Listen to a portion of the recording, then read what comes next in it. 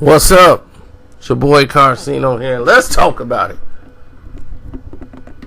Now, Shannon Sharpe bust on the scene 2 years ago on mainstream because everyone knew him as a sports journalist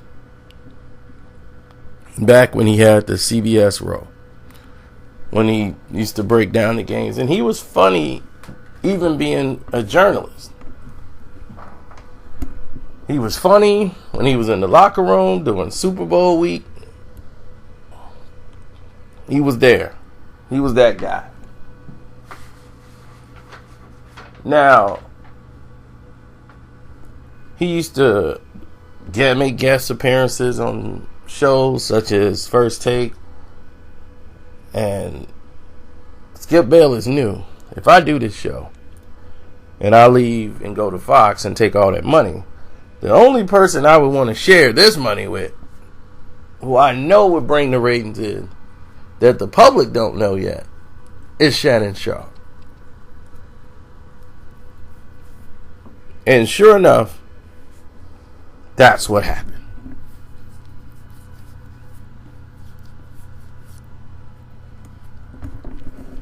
Shannon got on the scene, and I made a video before anybody saw an episode.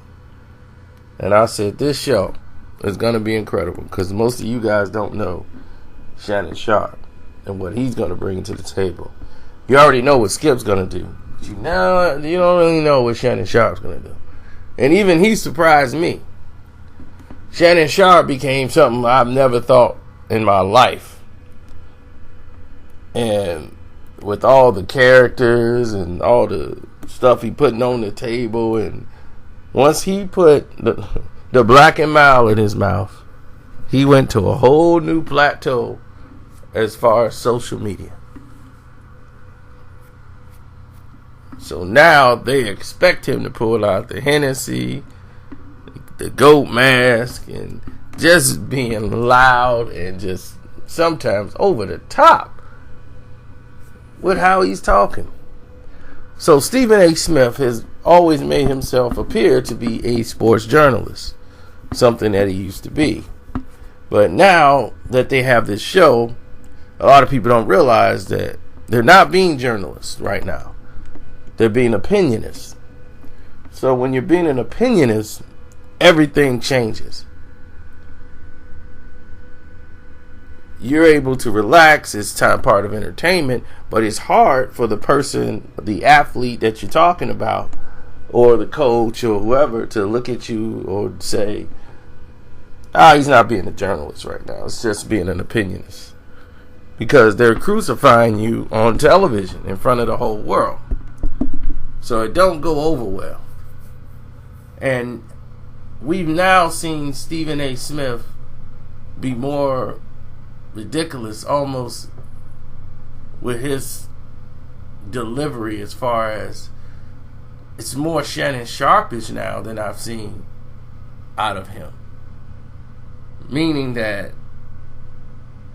he will make a prediction now without any type of logic behind it.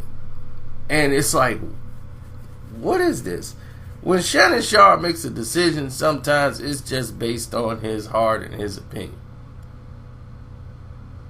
No, skip. When you got 23 on your team, GOAT James, it don't matter if they got the best players in the world, because we got the best player on the planet. I'm telling you, Skip, he's special. 245, 6'9", from Akron. Then you got Stephen A. Smith.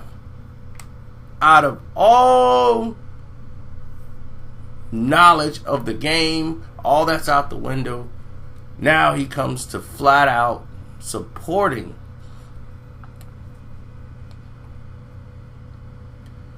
LeBron James and the Lakers going to the Western Conference Finals. Jesus Christ. Let me tell you something. The Los Angeles Lakers got the best player in the planet, in LeBron James. All it took, look what he did in Cleveland. All you got to do is put a couple of pieces behind him. I'm telling you, this team right here could get to the Western Conference Finals. Wonder how he feels today.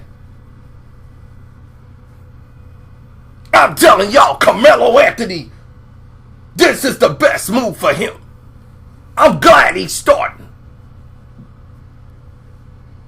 How's that working out for them? See, all these decisions were made by heart because Carmelo Anthony is one of the only people that would speak to Stephen A. Smith. That's an athlete in the NBA. And, Kevin Durant won't hold a conversation with him. LeBron James won't hold a conversation with him. And now you're in a situation where these guys out here, they're not even caring. Like, no one cares. And that's the bad thing about it. But some of these players are prima donnas and they get upset. But it's all this ridiculousness that he's throwing out lately.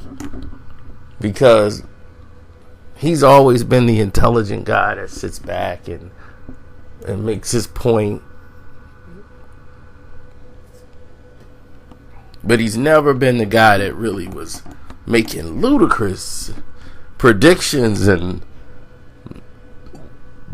just out there without any logic to back it up, just from the heart and the spirit of I believe this is right. No. He finally had to come off the Melo bandwagon just a bit. Then he had to come off a lot of bandwagons.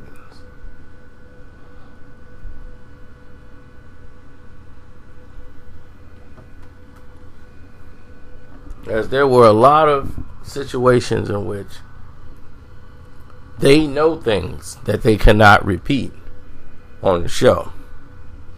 A lot of them do. Like Shannon Sharpe knows a lot of things that he can't repeat, but he won't even hint around to it. Shannon's going to go out there and be Shannon. And that's it. So if anybody had a problem with Shannon, he's quickly to solve it and say, look, bro, it's just part of entertainment. But sometimes it goes too far or too long and people catch feelings.